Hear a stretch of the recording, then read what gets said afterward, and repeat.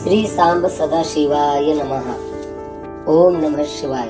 श्री शिवाय नमस्तुभ्यम। महाशिवरात्रीची ही कथा आपल्या जीवनातील दुःख दारिद्र्य नक्की दूर करेल। पार्वती मातेने भगवान शंकर हे पती रूपाने मिळावे यासाठी कठोर आराधना केली होती, हे सगळ्यांना आपल्याला ज्ञात आहे। भगवान शंकराचं आणि पार्वती मातेचं जे लग्न लागलं ते शिवरात्रीच्या दिवशी लग्न लागलेलं आहे। तिने आई वडिलांची आज्ञा घेतली आणि हिमालयामध्ये तपश्चर्या करण्यासाठी पार्वती माता आपल्या दोन परम विश्वासू सख्यांना बरोबर घेऊन ती गंगोत्री तीर्थावर तपासाठी आली। जया आणि विजया या तिच्या दोन परम विश्वासू सख्या आहेत। ही कथा ऐकण्याबरोबर अजूनही तुम्ही आमच्या चॅनलला सबस्क्राईब केलं नसेल तर चॅनल सबस्क्राईब करा, लाईक करा, ही महत्त्वपूर्ण माहिती शेअर करा आणि कमेंट बॉक्स मध्ये श्री शिवाय नमस्तुभ्यम हा मंत्र लिहायला विसरू नका। गंगोत्री तीर्थावर तपासाठी पार्वती आपल्या आई वडिलांची आज्ञा घेऊन आली। तिथेच महादेव तपश्चर्याला बसले होते। येथेच त्यांनी कामदेवाला जाळले होते। याच ठिकाणी वस्त्रांचा मोह त्याग करून पार्वतीने वल्कले धारण केले। मृगचर्म अंगावर नेसून ती शुद्ध व भक्तियुक्त अंतकरणाने तपाला बसली।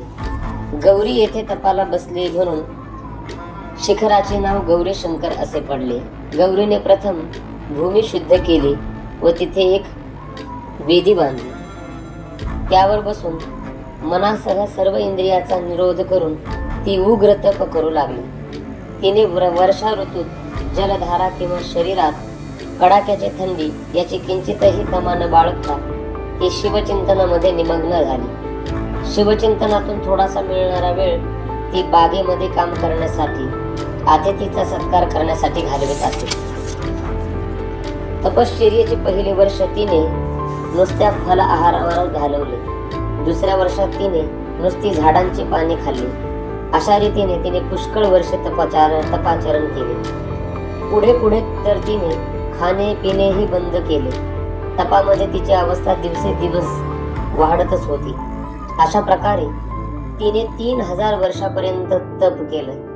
तप दिवसेदिवस उग्र होत गेलं। तो सारा वनप्रदेश कैलासासारखा झाला। त्याचा प्रभाव पशुपक्षावरही जाणवू लागला। सिंह व्याघ्रादी हिंस्त्र पशु, हरिण गायी सारखे निरुपद्रवी प्राणी एका ठिकाणी निर्वैर राहू लागले। तिने 3000 वर्षापर्यंत झाडाची वाळलेली पानं खाऊन तप केलं म्हणून पार्वतीला अपर्णा ही देखील नाव प्राप्त झालं। याप्रमाणे अनंत वर्ष तप करूनही शंकर पार्वतीवर प्रसन्न होत नाहीत। हे पाहून तिचे वडील हिमवंत आणि आई मेनका मंदराचल पर्वतावर त्या तपोभूमीवरती आले। गौरीला म्हणाले, सोड त्या शंकराचा नाद, तो काही तुला पावेल असे आम्हाला वाटत नाही। चल घरी आणि घरी सुखाने राहा। यावर पार्वती माता म्हणाले, तुम्ही माझे आई वडील आहात। माझी प्रतिज्ञा तुम्हाला माहित आहे ना। माझी प्रतिज्ञा पुन्हा एकदा ऐका। ज्यांनी रागारागाने कामदेवाला जाळले ते शिवशंकर विरक्त जरी असले तरी मी माझ्या तपापासून दूर न होता त्यांना मी अवश्य संतुष्ट करीन। आपण काळजी मुळीच करू नये। इतकेच नव्हे तर आता आपण स्वग्रही सुख चैन राहून प्रस्थान करावे। ज्यांनी कामदेवाला जाळले आहे, ज्यांनी हा पार्वतीचा भूभाग भस्म केला आहे, त्याच भगवान शंकराला मी माझ्या तपाने येथेच यायला लावेन। तुम्ही हे लक्षात ठेवा। उग्र तपानेच प्रभू सांब सदाशिवाची सेवा करणे सुलभ होते। इतके बोलून ती मौन राहिली। तिचे ते भाषण ऐकून प्रसन्न होऊन तिची वारंवार प्रशंसा करीत ते दोघे आणि त्यांच्या बरोबर आलेले सगळे लोक परत फिरले। ते सगळे गेल्यानंतर तिने पुनश्च उग्र तपाला आरंभ केला। तपाच्या उग्रतेने साऱ्या जगाचा दाह होऊ लागला। दाह असाध्य झाल्याने सगळे देव, असुर, यक्ष, किन्नर, चारण, सिद्ध, साध्य, मुनी, विद्याशूर, मोठे मोठे नाग, प्रजापती सगळे कष्टी झाले। पण कशामुळे कष्ट होत हे त्यांच्या लक्षात काही येईना। मग देव व देवेंद्र गुरु बृहस्पतीचा सल्ला घेऊन सगळे त्या ठिकाणी क्षीरसागराकडे विष्णूकडे गेले। त्या आनंदाने भगवान विष्णू सुखासनावर बसले होते। त्या सगळ्यांनी त्यांना हात जोडून नमस्कार केला आणि म्हणाले, हे विष्णुदेवा, पार्वतीच्या उग्र तपाने आम्ही सगळे तापलो, आम्ही तुला शरण आलेलो आहोत, आम्हाला तुम्ही वाचवा. तेव्हा भगवान विष्णू हसून म्हणाले, देवांनो, पार्वतीच्या उग्र तपाचे कारण आज ओळखले आहे. तेव्हा आपण सर्वजण आता शंकराकडे जाऊ, त्यांना प्रार्थना करू की त्यांनी पार्वतीशी विवाह करावा आणि जगाचे कल्याण साधावे. असे म्हणून सर्वांना घेऊन विष्णू शिवशंकराच्या दर्शनाला गेले. मार्गात पार्वतीचा आश्रम होता म्हणून सर्वजण कुतूहलाने तिकडे वळले. पार्वतीचे ते उग्र तप पाहून सर्व आश्चर्यचकित झाले. मुक्त कंठाने वारंवार तिची प्रशंसा करीत करीत ते सगळे देव भगवान शंकराच्या आश्रमाकडे पोहोचले. त्याप्रमाणे शंकराला ते बसलेले पाहून त्या सर्वांना त्यांच्या दर्शनाची ओढ लागली, आनंद झाला. ते भगवान शंकराच्या समोर गेले आणि सर्वांनी भगवान रुद्राला नमस्कार केला आणि अनेक पद्धतीने स्तुती केली. नंदिकेश्वर जवळच होता. त्याने हात जोडून शंकराला विनंती केली. तो म्हणाला, स्वामी, हे सर्व देवादिदेव मुनी सगळे संकटामध्ये पडलेले आहेत आणि ते सगळे तुम्हाला शरण आलेले आहेत. देवा, तुम्ही या सगळ्यांचा उद्धार करावा. नंदीचे हे भाषण ऐकून शंकराने डोळे उघडले व आलेल्या लोकांकडे वळून ते म्हणाले, देवांनो, बोला, आपण सगळ्यांनी इथे येऊन माझ्यावर जो अनुग्रह केला त्याचे कारण मला कळेल का? विष्णू म्हणाले, हे शंभू शंकरा, तारकासुराने सर्व जगाला त्राही त्राही करून सोडले आहे. आपल्या पुत्राकडून त्याचे मरण आहे. तेव्हा आपण गिरिजेचे पाणी ग्रहण करून तिच्याबरोबर लग्न करून या जगाला भयमुक्त करावे म्हणून विनंती करण्यासाठी आम्ही सगळे आपल्या चरणाकडे धावत आलेलो आहोत. शंभू महादेव म्हणाले, देवांनो, मी गिरिजा देवीशी विवाह केला. सर्व देवता ऋषी मुनी सगळे कामयुक्त होतील व परमार्थ मार्गाचा लोप होईल. दुर्गेशी विवाह केल्यावर मी स्वतःच त्याला सजीव करेल. मी कामाला जाळून तुमच्यावर उपकार केले आहेत. आता तुम्हाला निर्भयपणे समाधी सुखाचा आनंद लुटता येईल, असे भगवान शंकर म्हटले. कामामुळेच नरकाची प्राप्ती होते. कामापासून क्रोध उत्पन्न होतो, क्रोधापासून मोह आणि मोहाने तपभंग पावते. म्हणून कामाला मी जाळलं आहे. कामाला माझ्याकडे कुठेच थारा नाही. हे उचित आणि हे बोलणं सगळं त्यांनी ऐकलं आणि सगळे देव मौन झाले आणि परत भगवान शंकर ध्यानमग्न झाले. श्रीहरी धैर्य धारण करून पुन्हा म्हणते झाले की, हे महेश्वरा, आपण सर्वज्ञ आहात. सर्वांच्या अंतर्यामी आपणच वास करत आहात. तुम्हाला सर्वांच्या मनीचे ओळखता येते. हे सुख देणाऱ्या शंकरा, तारकासूर किती माजलाय हे आपल्याला दिसत नाही का? त्याचा वध करता यावा म्हणून पार्वती मेनकेच्या पोटी जन्मली व तुम्हीच पती मिळावे म्हणून उग्र तप करत आहे. मग आपण तिच्यावर प्रसन्न होऊन तिची पत्नी म्हणून तिचा स्वीकार करावा आणि गृहस्थ आश्रमी बनून जगाला निर्भय करावे. आपला विवाह उत्सव पाहण्यासाठी आम्ही फार अधीर झालो आहोत. हे विष्णूचे भाषण ऐकून शंकर हसले. ते म्हणाले, हे ब्रह्मदेवा, हे वासुदेवा, नीट लक्षपूर्वक ऐका. माणसाने विवाहाच्या भानगडीत मुळीच पडू नये, कारण ती एक फार मजबूत अशी पायातली शृंखला आहे. जगात नाना प्रकारचे कुसंग, पण स्त्री संघ हा त्या सर्वापेक्षा श्रेष्ठ आहे. मनुष्य सारी बंधने तोडू शकतो, पण स्त्री सहवासाच्या बंधनातून मात्र त्याला मुक्त होता येत नाही. लोहाच्या बेड्यातून तो कधीतरी सुटेल, पण स्त्री पुत्राच्या मायेच्या रेशमी बंधनातून तो कधीच मुक्त होत नाही. माणसाला जखडणारा हा विषय फारच प्रबळ शत्रू आहे. ज्याचे चित्त विषयामध्ये गुरफटले त्याने स्वप्नातही मोक्षाची आशा करू नये. विद्वानाला सुखाची इच्छा होत असेल तर त्याने विषयाचा त्याग करावा, हे त्याच्यासाठी उत्तम आहे. विषय हे विषयासारखे असतात. आचार्य म्हणतात की विषय ही खडी साखर मिश्रित वारुणीच आहे. हे जरी सत्य असले तरी मी भक्ताधीन असल्यामुळे मी तुमचे कार्य अवश्य करेन. जास्त काही तुम्ही बोलू नका. जेव्हा जेव्हा माझ्या भक्तावर संकट येतात तेव्हा तेव्हा मी विलंब न करता त्यांच्या मदतीला धावतो. तारकासुराने तुम्हाला छळले आहे हे माझ्या लक्षात आहे. लग्न करण्यात मला थोडीही गोडी नसली तरी पुत्रोत्पादनासाठी मी अवश्य पार्वतीशी लग्न करेल। या गोष्टीवर विश्वास ठेवा आणि आपापल्या घरी निर्भय होऊन जा। मी तुमचे कार्य तडीस नेईल, शंका बाळगू नका। इतके बोलून भगवान शंकर मौन झाले।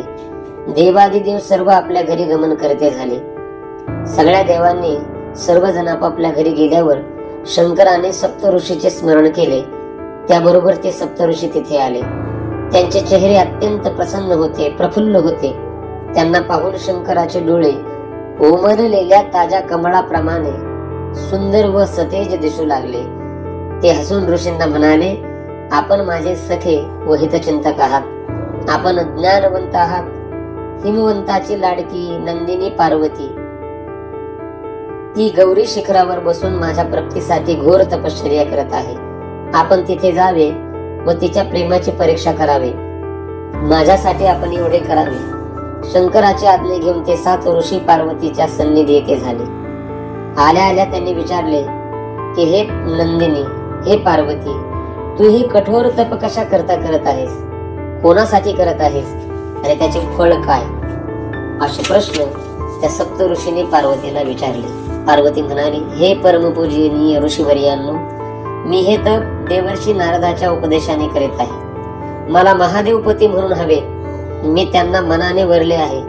त्यांच्या वाचून अन्य पतींनी वरणार नाही, माझा दृढ निश्चय आहे। ऋषी हसून म्हणाले, देवर्षी नारद स्वतःला मोठा पंडित समजतो, पण ते निर्दयी, क्रूर, पापी व कपटी आहेत। गोड बोलून दुसऱ्याचा गळा कापण्यात ते मोठे हुशार आहेत। आम्ही म्हणतो ते खरं आहे, तो तुझ्या लक्षात आले असेल। अगं, ब्रह्मदेवाचा पुत्र दक्ष, त्या दक्षाच्या पुत्रांना नारदाने कान मंत्र दिला। मुले बापाकडे परत कधी गेलीच नाही। दक्षाच्या दुसऱ्या मुलालाही त्याने उपदेश करून देशोधडीला लावले। विद्याधर चित्रकेतूला तर असा उपदेश दिला की त्याचे घरच उजळ झाले। अशा एक ना अनेक हजारो गोष्टी आहेत, ते सांगण्यासारख्या नाहीत। बाहेरूनच त्याला पाहून घ्या। बाहेरून तो किती सुंदर आहे तितकाच आतून काळ आहे। तू त्याच्या काय नादी लागलीस? ही मुली, ज्याच्या प्राप्तीसाठी तू हे घोर तप करत आहे तो शंभू महादेव। त्याचं तरी काय? एक रत्न आहे झालं। अगदी अमंगल, घाणेरडा, उदासीन, निर्विकार व कामदेवाचा शत्रू तो। त्याला घर नाही, दार नाही, त्याला आई नाही, त्याला बाप नाही, त्याला गणगोत नाही, कुळाचीही त्याच्या कुणाला माहिती नाही, जो चक्क मार्गाने नागवा फिरतो। अशा अज्ञात कुलशिलाच्या माणसाची पार्वती तू लग्न करू इच्छितेस? अगं, तू शैलेंद्राची म्हणजे हिमालयाची लाडकी कन्या आहेस आणि तू त्याच्याशी लग्न का करू इच्छितेस? तुझी मती तर गुंग झाली नाही ना? पुरी तू विचार कर, तो नेहमी एकटाच राहतो, शांत व संगरहित आहे। तुझे त्याचे पटेल असं आम्हाला काही वाटत नाही। अजून पण काही बिघडलेलं नाही। तू घरी गुपचूप जा आणि त्याचा नाद सोडून दे। आणि तू एक काम कर, तुला जर लग्नच करायचं असेल तर भगवान शंकरापेक्षा अत्यंत सुंदर दिसणारा वासुदेव म्हणजे विष्णू, तो किती सुंदर देखना, ऐश्वर्यशाली, वैकुंठाचा अधिपती आहे। बघ, पसंत असेल तर सांग, तुझे आणि त्याचे लग्न करून देऊ। पार्वती, हा हट्ट सोड व सुखी हो। त्यांचे ते भाषण ऐकून पार्वती माता हसली। ऋषींनो, तुमचं म्हणणे योग्य आहे। मी फार हट्टी पोरगी आहे। एकदा एखादी गोष्ट मनाने घेतली की ती झालीच पाहिजे। आपण कृपया करून या भानगडीमध्ये पडू नका, यात तुम्हाला यश येणार नाही। देवर्षी नारदाचा उपदेश कल्याणकारी आहे। आता या मार्गातून परत फिरणे मी कधीच शक्य नाही। गुरुजनांची वचने सत्य व कल्याणकारी असतात, यावर माझा पूर्ण भरवसा आहे। माझे घर वसो अथवा उजड हो, मला त्याची खंत नाही। मी घेतलेला वसा कधीच टाकणार नाही। तुम्ही माझ्या सदाशिवाला काय ओळखावे? तो निर्गुण, निराकार, निर्विकार आहे। तो परब्रह्म परमेश्वर आहे। तो परमानंद आहे। माझा देव, माझा प्रभू, गुणातीत, जन्म माया रहित, अलक्ष गती आणि विराट आहे। तो जाती धर्म निरपेक्ष आहे। तो भक्तवत्सल, दासाभिमानी आहे। तो दासांची अपेक्षा पूर्ण करतो, हेळसांड करत नाही। त्याने माझ्याशी विवाह करण्याचे नाकारले तरी मी अजन्मा कुमारिका राहीन, पण दुसऱ्याशी विवाह करणार नाही, हे पक्के तुम्ही लक्षात ठेवा। एक वेळ सूर्य पश्चिमेला उगवेल, अग्नी दाहकता सोडेल, मेरू आपला स्थान भ्रष्ट होईल, कमळाचे फुले दगडावर उमलतील, पण माझ्या निर्धारापासून मी तसूभरही ढळणार नाही असे बोलून ऋषींना नमस्कार करून पार्वती मौन झाली आणि शिवध्यानामध्ये पुन्हा निमग्न झाली ती हरपली. पार्वतीचा दृढ निश्चय पाहून 7ही ऋषींना अत्यानंद झाला. त्यांनी तिला अनेक आशीर्वाद दिले आणि सांगितलं, पोरी मी तुझी परीक्षा घेण्यासाठी आलेलो आहोत. तो काळजी करू नको. नक्की तुला एक ना एक दिवस भगवान शंकर येतील आणि तुझ्या बरोबर विवाह करतील. तू एक काम कर, इथून परत जा आणि तुझे वडील तुला घ्यायला आल्यानंतर वडिलांबरोबर घरी जा. नक्की तुझं लग्न भगवान महादेवाबरोबर होईल. ते ऋषी तिथून तिला आशीर्वाद देऊन इकडे आले. सर्व वृत्तांत महादेवाला त्यांनी सांगितला आणि मग महादेवही प्रसन्न झाले. आणि नंतर मग महादेव पार्वती मातेबरोबर लग्न करण्याचा निश्चय करतात आणि तिथून जाऊन महादेवाचं आणि पार्वतीचं लग्न होतं. ही अत्यंत गोड असणारी कथा जर महाशिवरात्रीच्या दिवशी तुम्ही ऐकली तर आपलं सर्व दारिद्र्य पाप नष्ट होऊन परमपदाला आपण नक्की प्राप्त होतो. धन्यवाद मित्रांनो.